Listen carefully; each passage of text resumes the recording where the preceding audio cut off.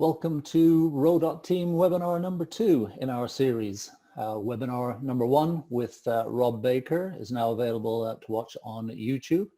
Go to Row.Team for the link and to register for future webinars in the series. And thanks for the comments and the emails that have come through over the past few days. Webinar number 3, which is the one that follows this one, will feature Tim McLaren, who's currently head coach at UTS and has previously been US head coach and continues to assist Mike Tady. I'm going to introduce our guest for this webinar number 2, John Keogh. Evening, John, or it's evening here, morning there, I guess. How are you? Yeah, morning, Martin. Yeah, 10 o'clock here in the morning in Australia. Very well, thank you, and thanks for inviting me in to chat. No worries. So John is head coach for the women's program in Australia, has previously been head coach for the women's program in Canada, and worked as a high performance coach in Great Britain as well. So traveled around the world. Where to start? So I guess we think that we've been unlucky because we're locked down because of COVID-19, as you are at the moment. But in fact, it even started a little bit earlier for you. Do you want to take us through that? Yeah, it's certainly been an interesting year, and as we keep saying to the athletes, you know, expect the unexpected in the Olympic year, and I think that's part of the challenges of preparing for the Olympic Games. But it's been certainly a particularly challenging year with us. Firstly, with the bushfires, which I'm sure people saw on the news, but it created a massive amount of smoke through the latter part of December and certainly January, to the point where we couldn't train in our home training venue in Penrith. We had to relocate down to Tasmania in some clean air for a couple of weeks, which was certainly a nice break. And I think it certainly highlighted the one of the great things about our sport and the community of rowing, where we just sort of clubs threw the doors open for us and hosted breakfast for us and stuff like that. So that was really, in the adversity of dealing with the bushfires and smoke, it was really nice to sort of reconnect with, I guess, the community in Tasmania. Yeah. And then on the back of that, we had some torrential rain here in Sydney and probably the eastern seaboard of Australia. And whilst the bonus was it put the bushfires out, it certainly created a situation where we had an extra 3 metres of high flowing water in the Nepean River, which we couldn't access for a few days. And then a massive build-up of mud that the flooding brought down, which we had to sort of shovel and get the fire department down to clean the dogs, to get the boats in the water. And then, of course, obviously dealing with this pandemic, which is obviously pretty serious stuff. So it's certainly been an interesting year, and just hope everybody's safe and well and doing what they're supposed to be doing, and seeing if we can beat this and get back on with the sport that we love. Yeah, so it should be plague of locusts next then, I guess. That we're waiting for them. Yeah, I'll look out my window every morning. Okay, so just tell us a little bit about how the girls, the group, have actually dealt with that whole disruption. Well, I've been actually quite impressed with the athletes. I think, you know, in our mindset, we're always going to go to the Olympic Games, because that's what you know, we were led to believe at the particular point. It hadn't been postponed; it was still on. So even though we saw the process building, where the World Cups were cancelled and borders were shutting, you know, when that final call came that the Olympic Games were being postponed, was certainly, I don't think anybody was surprised.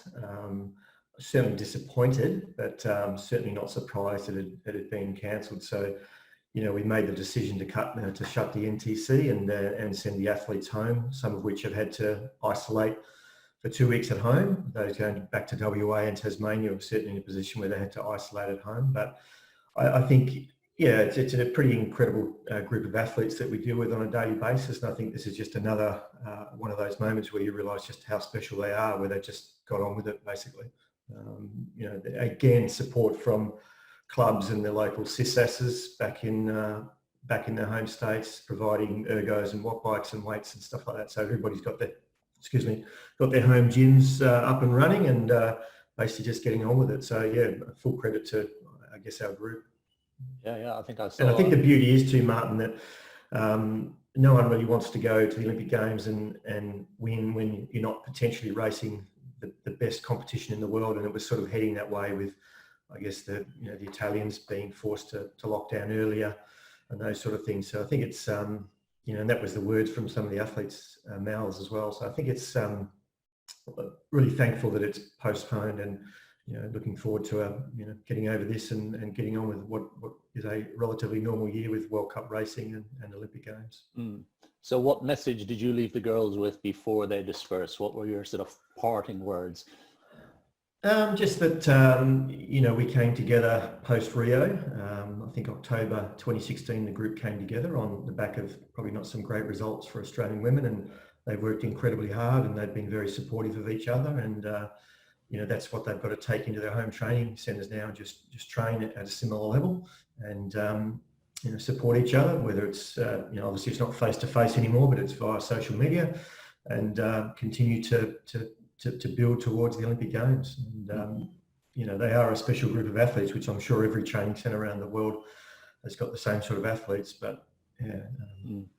And how are you? That was the final message. How are you communicating with them now on a day-to-day basis, or monitoring, dispersing the training?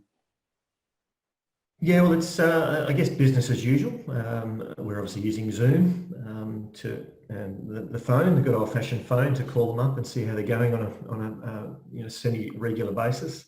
We've created a WhatsApp chat group where we the idea is that we post fun stuff and create a bit of enjoyment along the way with that sort of thing, and the usual training peaks and that sort of stuff to make sure that they're inputting their data. So we're running some sessions over Zoom. Yeah. So I guess we're doing our best to train normally, and even though they're at home by themselves. So you alluded to the historical results, or the beginning of the training center. So prior to your arrival, the women's program wasn't centralized. Is that correct? That's correct. Yeah, it was. I think it was a big push from the athletes post Rio to centralise. I think we had a situation, particularly on the under 23 level, where one year the athletes might be training in Brisbane, as an example, post selection, and then the next year they might be in South Australia or Tasmania or WA. So they kept having to defer their university studies and stuff like that. So I think it's now given them the opportunity to be centralised and to work on their career post rowing, as well as their career from a competition point of view as well. Okay, so tell us a little bit about some of the challenges of starting a new training centre. It's almost like there's a pin in a map somewhere, and there it is, and here we go. It was certainly, I look back fondly at the decisions. I was the first person employed, and then systematically worked through making sure that we found good people, but good people that were really willing to work as part of a team. And I think, I've been fortunate enough to work around the world with different federations, and taking those lessons into setting up a centre from day one is actually quite exciting to do, based on your learned experiences over the previous 10 years. So I think just employing people that were hell-bent on being part of a team, not destroying the team, or undermining the team. So I think that's been really important for our training centre. And I think this, in its simplistic form, if the coaches can't work together, how do we expect the athletes to work together? So I think that's been good. And the first year we didn't actually have our new building, we moved into that in October 2017, our actual training centre on the Nepean River. But prior to that, again, we were hosted by Nepean Rowing Club. We used their facilities. Our boats were on racks outside, and it was really just about training on the water. That was the message. All we need is water and boats. Yeah, it's a fairly basic sport in the end, really, isn't Absolutely. it? Absolutely, yeah. When you break it all down, that's all you need. Yeah. So obviously, starting off that new environment, having the chance to reset, which there are moments in our careers. I think every one of us have got to go, and you go, yeah, I might do this differently, or do that differently, or I have this chance to start with a clean sheet. And there's just a question here from Mike Petrochenko, who's in St. Catharines, and he just asked the question: any of the differences that you found between Rowing Canada and Rowing Australia. Now, he's not necessarily discerning between athletes or federations or whatever. So I'll leave that to your own interpretation, really. I thought this question might come up. Yeah, look, I think it's a bigger organisation over here, and it's probably better funding through our government and sponsors. I think that does help. But I think it's interesting enough, when we employed our high performance director, he has no rowing knowledge when he first started. He actually came from triathlon, so we actually had people coming in with sort of no real fixed ideas. Two new head coaches that have both been outside the country. Myself, 10 years overseas or 11 years overseas, and Ian Wright with the men's coaching had been obviously in New Zealand and in Swiss programs. So two new coaches with, I guess, fresh ideas and fresh mindsets that have come from international programs that have just come in and there's no normal, I guess. We're creating a new normal. Yes. And I think that's been an interesting one. And I think I look back and think, we didn't inherit anything. We both started from scratch. The first day at work, we were ringing up athletes that didn't really know what was going on and selling the new message of the direction of Rowing Australia. So it's sort of starting from October 22nd, I think I started. No, September 22nd or something like that. Just on the phone, selling the message, fixing up boats, driving boats to Penrith. Just really basic hard graft to get the program up and running. And I think we started with 8 athletes on the first day when we officially opened. Yeah. So thank you for answering that, John. And I was doing a little bit of research before we came on here, where I printed out some results over the last couple of years, and I just was looking, starting at the Olympics in 2016 and just paying attention to the Rowing Australia results, 17, 18, 19, and it looks like a clear progression to me. Walk us through what that was like, the thinking, how you felt as you're going through these various steps. Well, I think having been from Australia, I felt that Australian rowing was always a pretty strong rowing federation. If you come and watch our national championships, which should be held about now, it's a pretty phenomenal event that goes for pretty much 7 days, and the calibre of rowing is huge, and school level rowing is massive in Australia. So I always thought that Australia had the potential to do really well. And I think when we looked at the athletes as well individually, I thought their ergometer scores were actually quite good across the board. So we've got potential in terms of the athlete. We've got a good program with school level feeding into club level, that sort of thing. So I think all the foundations, if you like, are there, and I think it's just getting these athletes, and a lot of these athletes that we're dealing with now had been around in the previous quad as well, had never won anything. So I think it comes back to just the basic thing of just, this is the direction we're going in, and this is how we're going to do it. And we have to train consistently, and that's not 6 months a year training when you get selected into a national boat. It's training basically 6 days a week, 52 weeks a year, and then repeating it the following year. And I think that's been a big message with the rowers, is just consistent training, day after day, week after week, month after month. And so it goes on. So yeah. I think that's really been the simplistic approach, Mark. Yeah. And I guess, speaking a little bit from experience on this, there is no way to shortcut that endurance. It is simple, hard work. But how to create, if you like, an interesting and engaging life around that? What were the strategies that you put into play there? Well, I think a big part of my experience has been really enjoying the journey and making sure that there's little milestones along the way that people look forward to. Or, as an example, have a day where we go to the beach and train on the beach.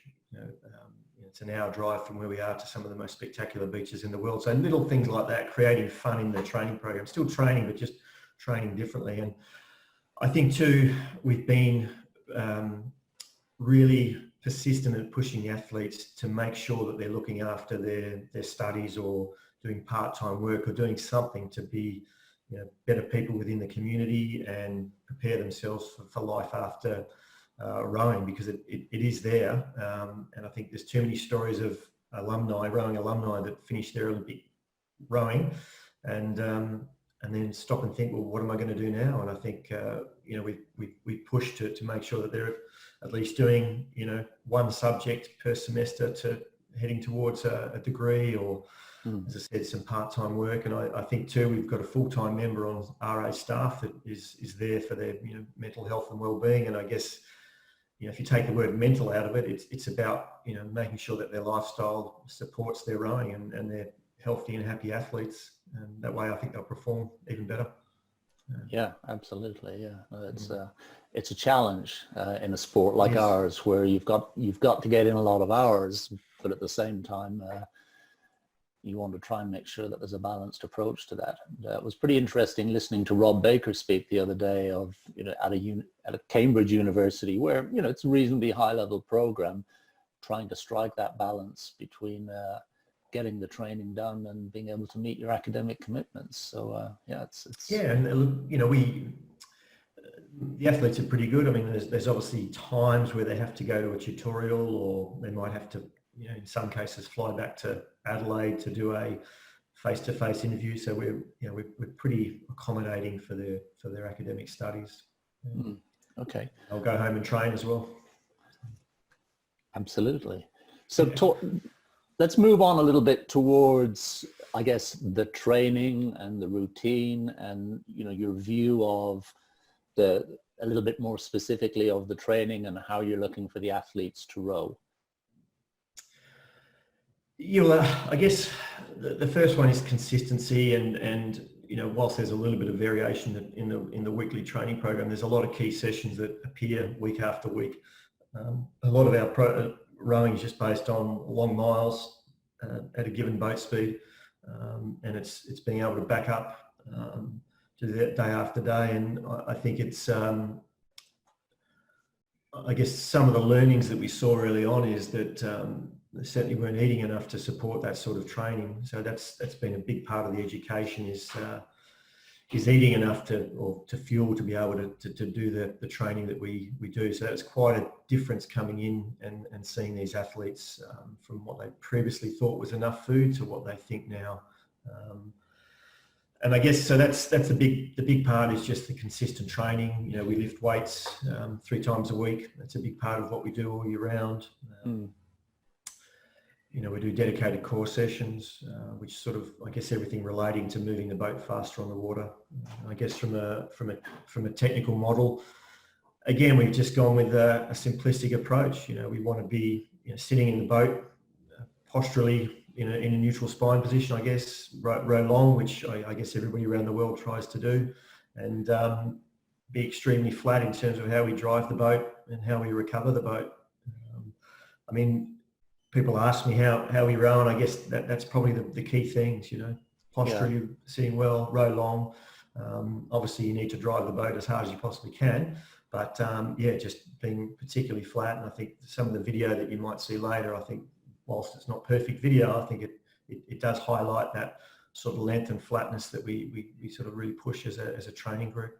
Okay, yeah. Again, I have been pretty fortunate with my career to work with some of the greats of our sport, obviously in GB with Tomo and Moles, Forms Thomas, and Darren Wider and Robin Williams, and I think you take a little bit from everybody when you're learning your apprenticeship, I guess. And with Canada, obviously working with the great Al Morrow was certainly, I look back and I miss Al's stories, to be honest. He's a wonderful guy, and but I guess you take a little bit from all those guys, and I think that the thing that really resonates with me is the simplistic approach to even Mike Spracklin and yourself, Martin. Just the simplistic technical style that you're looking for, and how that comes out in the training.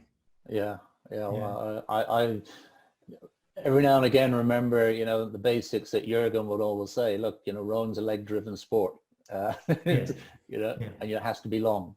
And that's about it, really, Pretty much, yeah. Yeah, when you can't use your arms and your legs, use your ears. Yeah. In other words, anything will, do it, whatever way you can. Okay, got a couple of questions here. One from Brian Wilson. I don't know if you remember Brian Wilson. Yeah, I remember Brian, yeah. You know Brian, yeah. Well, Brian actually lives this neck of the woods now. Does or will the extended time out of the boat change your program design from both physical and technical perspective?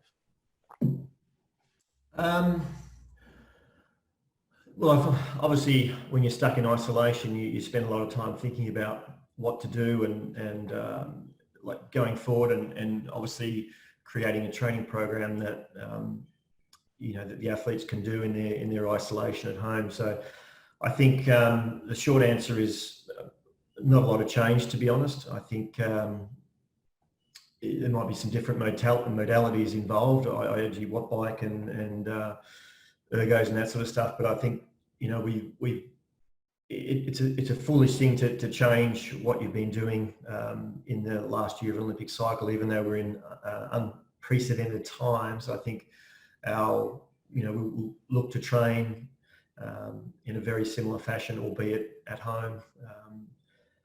Going forward, I guess the biggest difference is just the length of time that our pre-season will consist of. So I think just creating, small wins within those blocks of training will be pretty important, and had given some thought about how that might look, but come up with no real determination yet.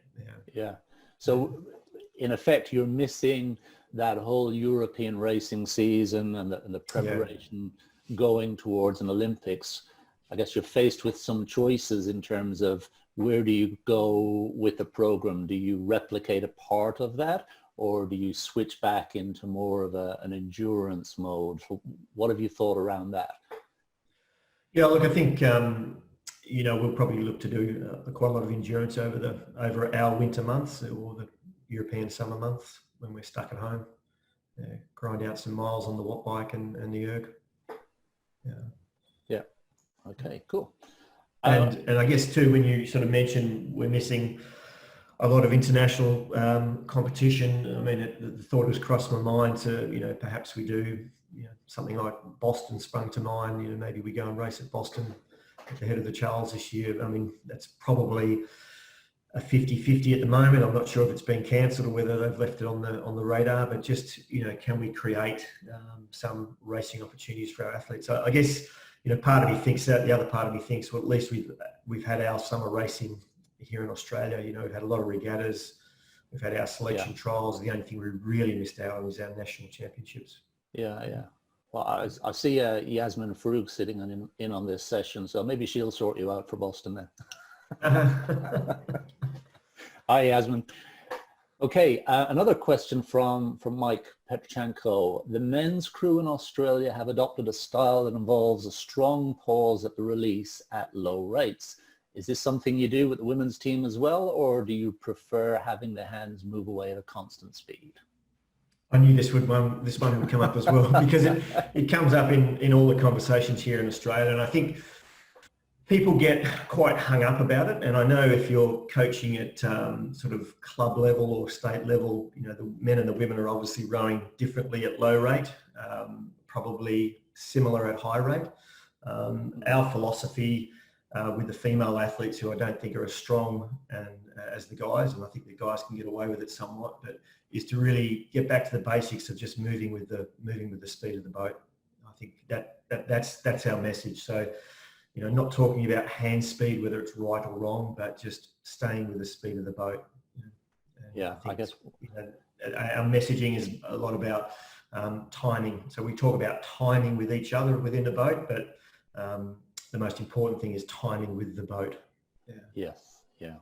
So that's been our philosophy. It's a discussion that comes up quite a bit, and it's always an interesting one to observe. And I've done different things at different times, and at a high rate, everyone is taking the same time pretty much in the same places, because you don't have a choice. You can't stop. So in some Yeah, ways, at a low rate, it's almost just a choice of, well, where do you want to spend the time?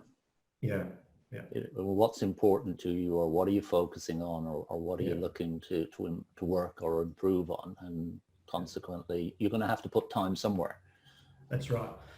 And I think there's an advantage for pausing at the finish where I think you can, the timing around the front becomes a little bit more like that trampoline effect, it becomes a little bit easier. I think we're probably a little slower around the back relative to, um, we're a little quicker around the back. So probably our approach speed into the front is a touch slower. So I think it makes timing around the front somewhat more challenging and takes more time to develop. But, it's interesting talking to, we spent a lot of time in the first few months talking with some of our great alumni. You mentioned Tim McLaren, and, he was fortunate to be coached by a great New Zealand coach over here called Rusty Robertson. And, he coached the lightweight four back in 80, 81. I think they won 2 world championships in the lightweight cockles four with Simon Gillett and Charlie Bartlett. And, that their philosophy was just moving with the speed of the boat. And so I think just sort of getting back to some of those basics, which I think we'd lost. I think the women over here were being forced, or, everybody being forced to row a similar technique, which I think is okay for heavyweight guys because of the, the size and the power that they have, but not so much when you're dealing with athletes that aren't as strong and aren't as tall as a heavyweight guy. So that's why we've gone back to let's move with the speed of the boat. Okay, and that brings up another point, I guess, around, as a coach, and most coaches will have a technical model of some sort, whether you actually work, if you like, strictly to that model, or you adapt to the athletes that are in front of you. Well, I think every coach would have a vision of how they want their crews to row, or how they'd like their crews to row. I think, we're still learning this game, and I think some of our, incredible boat movers are, move slightly differently within our training group. I mean, it's similar, but it's not the same, and so I think there's always that thought as well. Just, do you want to make somebody necessarily slower because you're trying to make them meet your ideal technical model? They might have shorter legs or longer torsos, so they don't visually fit into a crew. But I think it's just, getting back to those basic points, being flat, setting well as best you can, and moving with the speed of the boat. And I think, I've certainly, as a young coach, tried to make people row identically, and, I think have really good looking crews that may not have been as fast as I want, where I've sort of evolved my thinking to we've got this basic technical model, and it's pretty basic, but people move differently. People have different length legs and that sort of stuff. So, they don't look as compressed as someone that has shorter legs, shorter femurs, as an example. So I think there's all that as well that comes into it as well. So, looking at the blade work, looking at how the boat moves versus being transfixed on how the people are moving within the boat. I think I really like the video in terms of, the length and the flatness off the front, particularly on this particular day. And I guess my sense of just how the blade is well timed into the water. So getting speed from timing on the way forward. And I think you can see the connection, that mound in front of the spoon generated quite quickly off the front there. And I think they were going pretty quick for the given rate. I can't remember whether it was 22 or 24, but I guess the other thing I really liked about this video was just that thing that we talk about a lot, which I didn't allude to earlier, but just, I think when crews are rowing well, regardless of rate, they display what looks like time forward. They have time forward to let the boat react positively underneath. And I think when you see crews that don't have that, obviously it looks rushed. And we, as coaches, we can always see crews that rush, but I think that's something we work as an outcome, that time forward as a result of that length and power and timing. Can you talk a little bit about any of the girls in there, any of the unique features that you're looking to help them with, or how you, I guess, facilitate them inside the rhythm of the boat? Yeah, well, it's this was our 2019 this particular boat. I think there's a pretty interesting story in there. I think the girl in the 4-seat, Georgina Rowe, who'd come from surfboat rowing. She won her indoor rowing championships, I think, in 2016 and never touched a rowing boat, but worked with Tim McLaren actually and Dave Geely at UTS Haberfield and got to a level where she made our boat. Incredibly powerful athlete, but I think it's a really cool story to see somebody like that come through a sport like surfboat rowing into stillwater rowing. Yeah, I guess for her it's just a lot about learning how to, she's a big girl, she's 92 kilos, but learning how to control that body weight within the boat is certainly been one of the biggest learning curves for that particular girl. You've got Molly Goodman in the 6th seat there, I think, from memory, who stroked the 4 in 2017 and 2018. She probably not overly connected at the finish. You can see the head moving around slightly from memory, but incredibly tough athlete.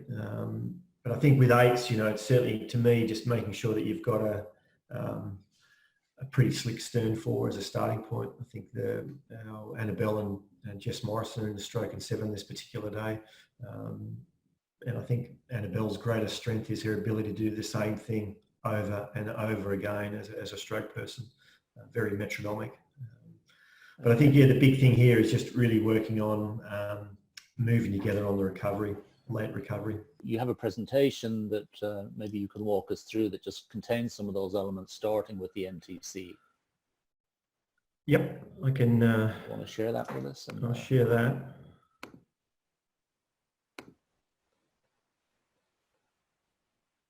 How's that? That is working. So it's in its PowerPoint mode. I'll just give it a moment. There we go. Yes, it is in full screen mode. Yeah. So it's about 10 slides. I mean, I probably won't go through everyone in that's the end of it, actually.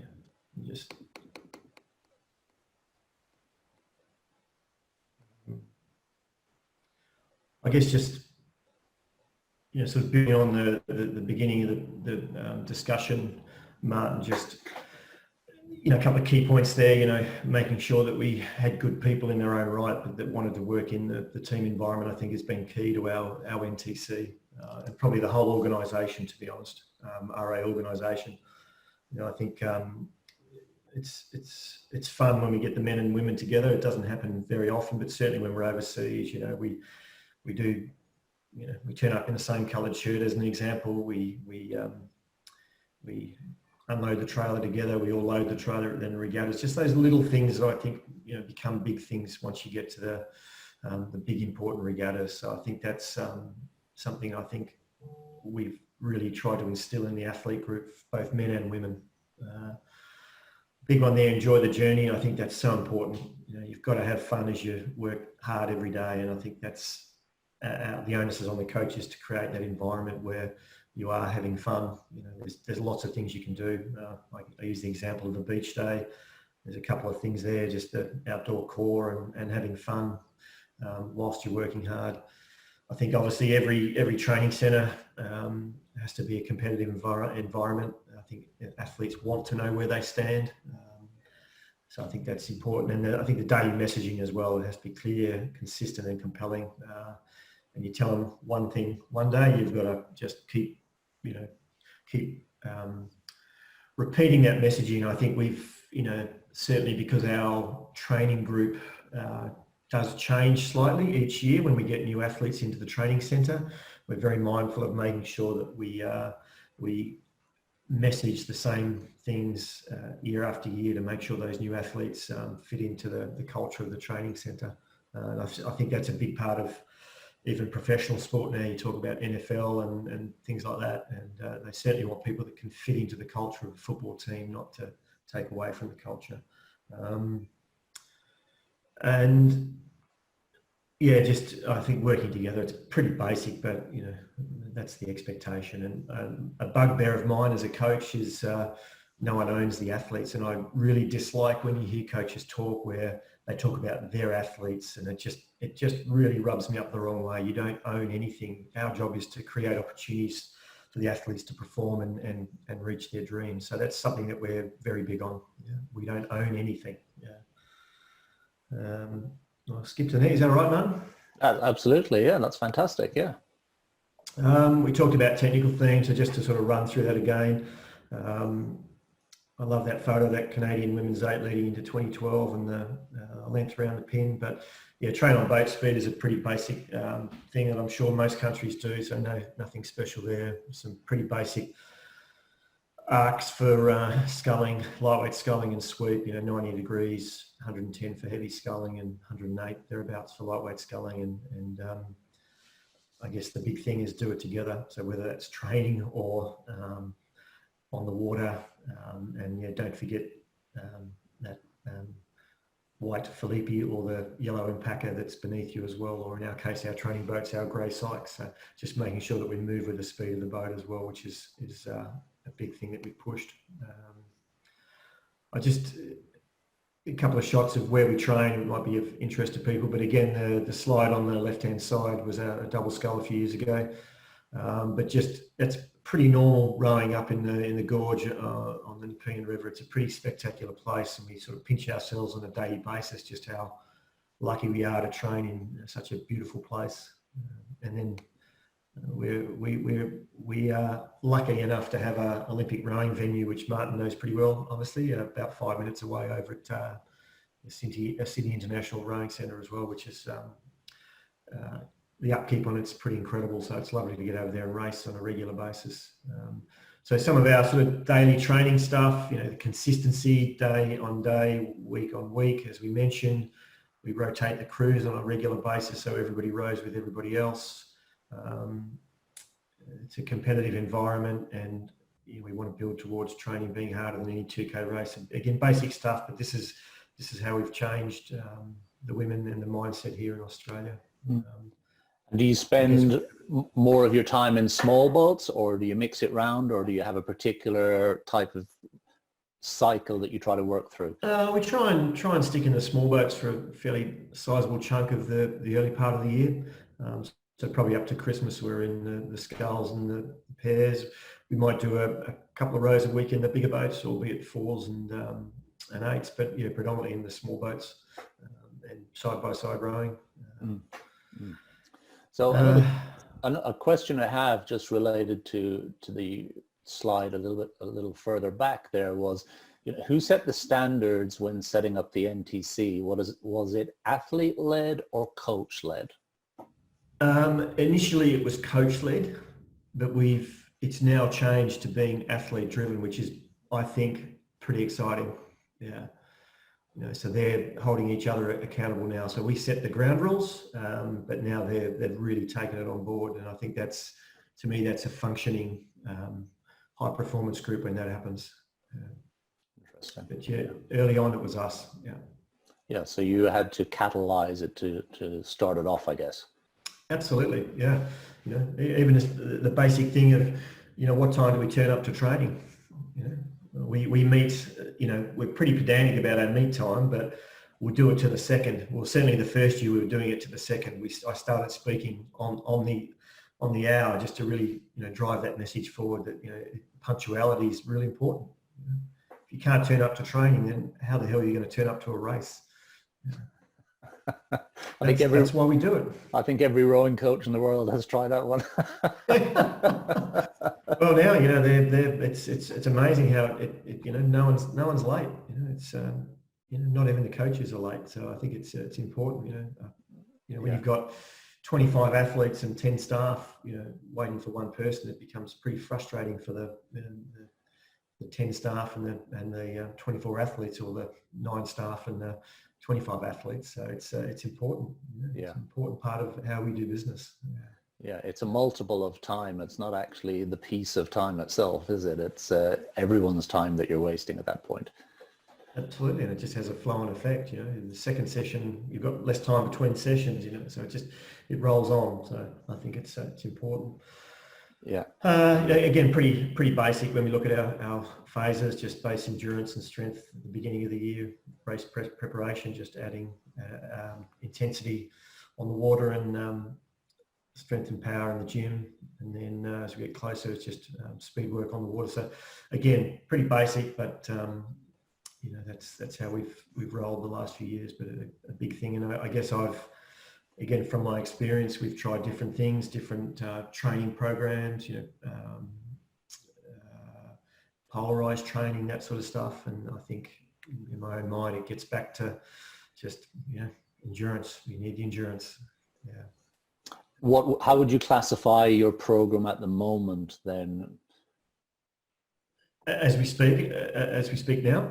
Well, I guess the principle, you in your coaching journey at the moment, you know, we all sort of experiment and try different things and look to see what happens. And you made mention there of polarized, and you know, sometimes in a polarized type of program, it's difficult to keep the low, and then sometimes the high just can't get high enough.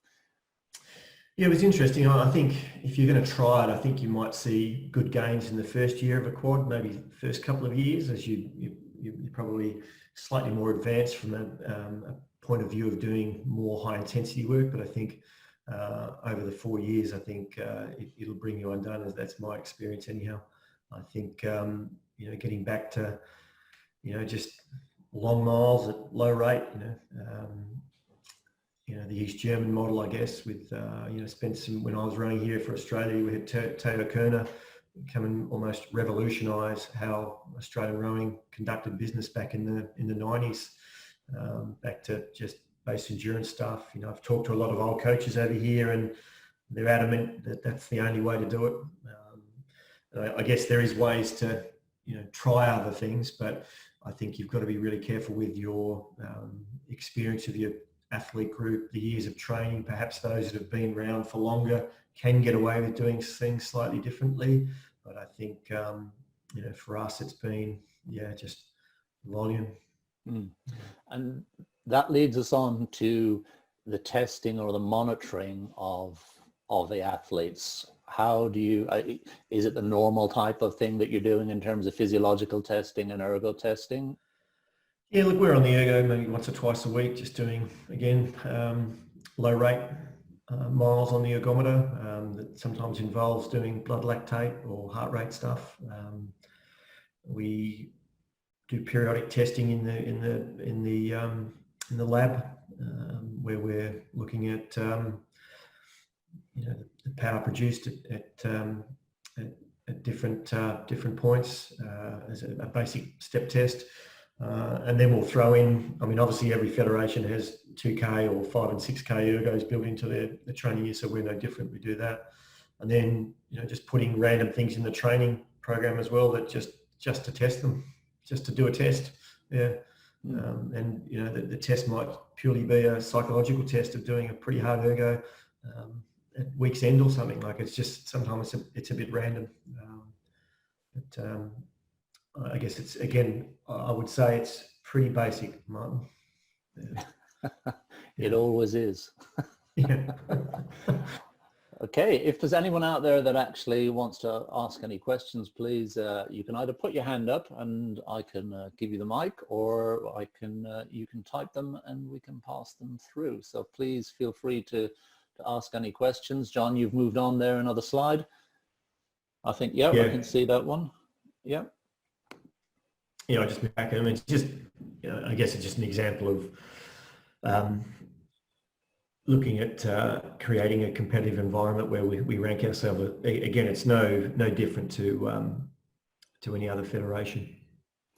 And how does that work then in terms of selection?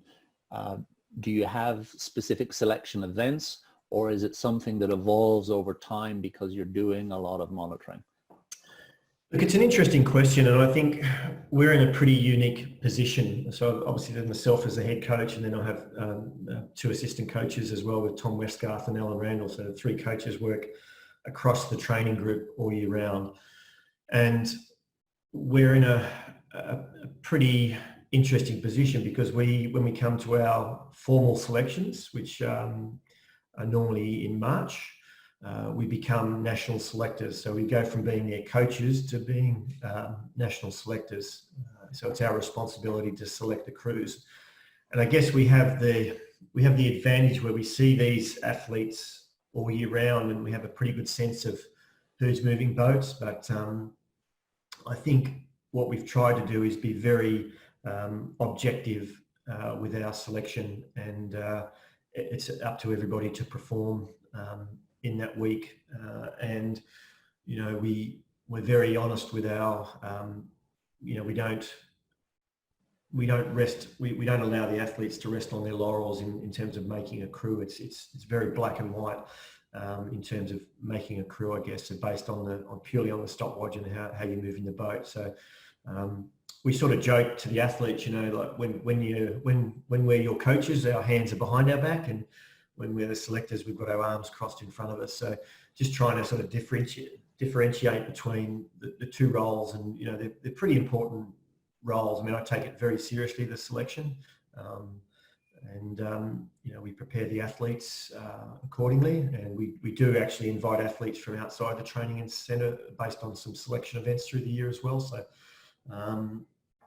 yeah, it's basically, you know, it's up to you to perform on that given day. I mean, I guess the things we do in training is we have a little bit of an understanding of, you know, the way we're going to structure the selection in terms of what boats get selected first, you know, those sort of things, based on our sort of our learnings through the year.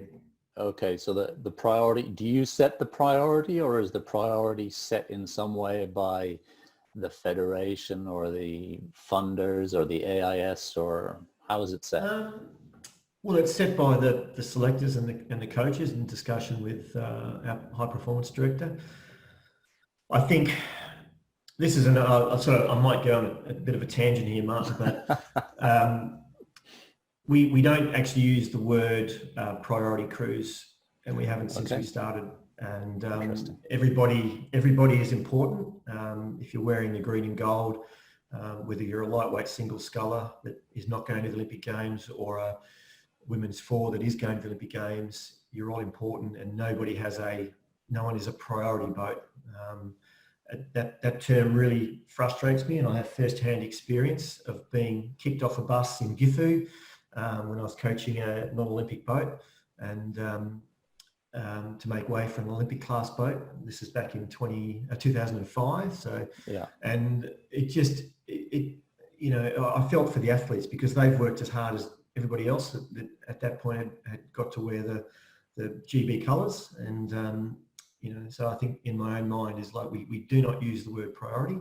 Everybody's important, and you know, everybody does the same thing, the same training, gets the same uniform, goes away and does the same length of tour as everybody else. And there might be an order of selection, but it doesn't mean there's a priority. So I think that's something that we've really instilled in our athletes is, yeah. And in a way, and as you mention it, and I'm thinking about it, you know, you're right. And having been in the sport quite some time, I think it only started to arise when funding became, if you like, so structured and so rigorous that almost as if the funding agencies were requiring you to make some priorities or to target what you were doing, and it almost became a self-fulfilling thing that the coach became held to. Absolutely, yeah. So we just don't use it, don't use the term, and yeah, I think it's a better place as a result of it. Interesting. Okay. Yeah. What else have you got on your slides there, or is that have you made it towards the end of that?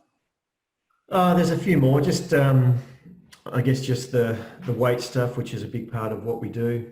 A picture of our gym there in the top right-hand corner of our new training centre. But I guess it's just understanding we're not trying to make better weightlifters. We're trying to make athletes move faster on the water. So I think that's you know, and we're lucky that we've got a very good S&C coach who actually worked in the British system that works with us, and has done a great job in making the athletes more robust and faster as well. So I think yeah, it's good, and it's an important part of what we do.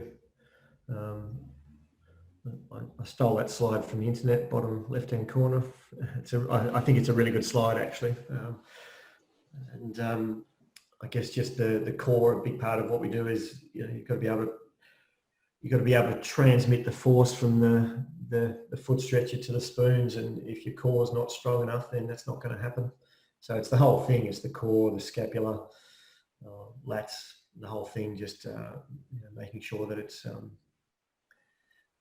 we're able to get stronger in the gym, but then actually transmit it to the boat. Yeah, absolutely. We got here. Okay. In terms of, I guess, the athletes, working towards them, taking responsibility, I think is important, not making excuses and managing themselves off the water. I think I've seen athletes over my years that, probably exceed your expectations in terms of their results based on the fact that they just did everything they possibly could to get better, both on and off the water and away from training, and then others that probably waste a little bit of their talent. And I'm sure we've all seen athletes like that.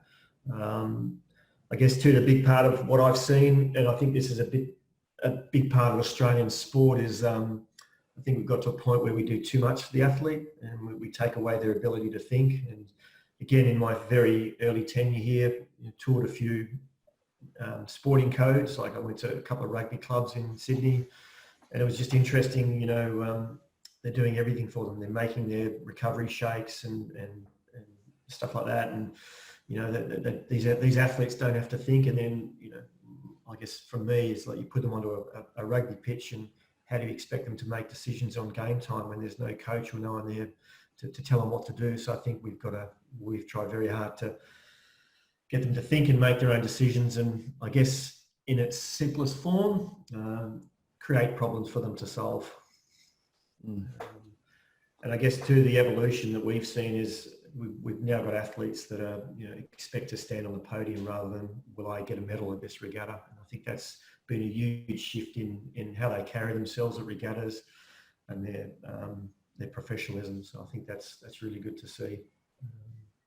Yeah, I think the results were pretty clear last year. That step on, looking, very simplistically, you look across a line of results that typically get published on these PDFs that say World Rowing or whatever. And I guess the first thing that struck me was, well, there seem to be an awful lot more boats. And secondly, the positions that they're actually sitting in seem to have changed quite a bit over the period of time as well. Yeah, no, it's encouraging to see. They've slowly working their way up the rankings, and more boats. And I think that's I guess it creates more problems when you've got more boats, leading into the Olympic Games. But it's probably a good problem to have, where you've got, I guess, multiple choices for the athletes to perform in, or multiple boat classes for the athletes to perform in. But, it's ultimately I'm just pleased to see them stand on the podium. I think they work incredibly hard, as all athletes do around the world. But I think it's a credit to their firstly their decision to move their life from wherever they lived in Australia to Penrith. And Penrith has a bit of a bad rap. It's changing, but it has a bit of a probably historical bad rap. It's not a very nice place, Western Sydney. But to uproot their lives and move the sport, which is no different to athletes in Great Britain moving down to Caversham, or athletes in Canada moving to, back then, London, or now Victoria. People move to chase their dreams. But that bottom slide there, that's a road view of our national training centre, the Women's National Training Centre. And we're incredibly thankful and lucky to be having support of Mrs. Gina Reinhardt, who's head of Hancock Prospecting as well, which has made a massive difference in the lives of these girls, not only from the daily support, but also the little things that go along the way. Like she came to Henley in 2018. She arrived at World Cup 3 in Rotterdam last year, hovered over the start in her helicopter, but when you're one of the world's richest women, I guess you can do that sort of stuff. But a very lovely lady that does so much behind the scenes that not many people understand, that has enriched these girls' lives and given them the ability to train at a level that they need to be successful internationally. So we're pretty proud for that connection. And I guess just to finish, I think this is the last slide, I think, Martin, but just the culture, you know, I think one of the questions there earlier was, you know, do the athletes start it, or did we start it? And I guess, yeah, we drove it, but I guess we talked a lot in the early part. In its simplest form, what you tolerate becomes your culture. So I think that's been a really important phrase to our centre. And yeah, clear messaging daily, and I think it has to be daily about those things there. There's probably a list that's longer than that, but my eye always gets drawn to gratitude, and I think that's something that we don't take lightly in terms of making sure that we recognise the people that support us along the way. And in its simplest form, you know, the women, you know, as soon as they finish weights, as they're leaving, they'll thank the S&C coach. Thanks, Dave, or whatever, as they walk away. And I think it's had a massive impact, I beg your pardon, on our staff, just that gratitude that, you know, and my personal experience from that story was, you know, I coached that Canadian 8 that was silver medal in London, and Darcy Marcourt, who was in the 7th seat of that boat, who'd been to, I think that was her 3rd Olympic Games. And I remember we put the boat on the rack inside the Eaton boat shed there, and she just turned around and looked at me and said, "Thank you." And I think that, you know, that's why I coach. That's why I coach. Yeah. Fantastic. That's a very timely answer, John. Very timely indeed. And you've alluded to it, quite a lot of the changes that, or the evolution of you as a person, having mentors, different experiences, how those things have shaped you. Just to finish up with regard to young coaches who are aspiring to follow along that path, your advice, your words of wisdom after all the journeys that you had. Look, it's an interesting one. I guess personally, my philosophy in life has always been not afraid to take risks, and that meant moving my family to England to take up a fairly low-paying job with Talent ID, but loved it immensely, with Peter Shakespeare, supported by GB Rowing. And as I said earlier, I've been incredibly lucky to pick up on some of the greatest coaches that the world's seen in terms of how they do business. I guess the big things that have struck in my mind is just make sure you create a relationship, a professional relationship with the athlete. I think that's really important, and something I've learnt along the way. I think that's important for the athlete. And I guess the other thing is, don't lie to the athlete. Be honest. You know, if it's not good, then you've got to have the strength of character to tell them it's not good. Yeah. I think the moment you tell them it's good when it's not, you might make the athlete feel better for a short period of time, but when they get beaten internationally, it may not end well. So I think just honesty, as hard as that is sometimes, I guess there's honesty and brutal honesty. I've probably been accused of being brutally honest in the past. I guess I've mellowed slightly and probably a little bit more honest now, and taking the brutal out of it a touch. But I still pride myself on being honest to the athlete. And I think that, I mean, I've seen a lot of coaches, young coaches that, you know, I think try and get the athletes to like them. And I think that's dangerous ground. I think you get, you know, you don't necessarily want like, you want respect. And I think that the honesty is important, as well as creating good relationships, I guess. Yeah. Okay, fantastic. Thank you. I've one final question who's come in from Matt Mole. What key messages are you or the national team passing down to junior rowers and coaches to develop international team athletes? That's a great question, actually. And it's a huge question. You got another hour? Yeah. We're fortunate here in Australia that we've got a designated pathway head coach in terms of Lyle McCarthy.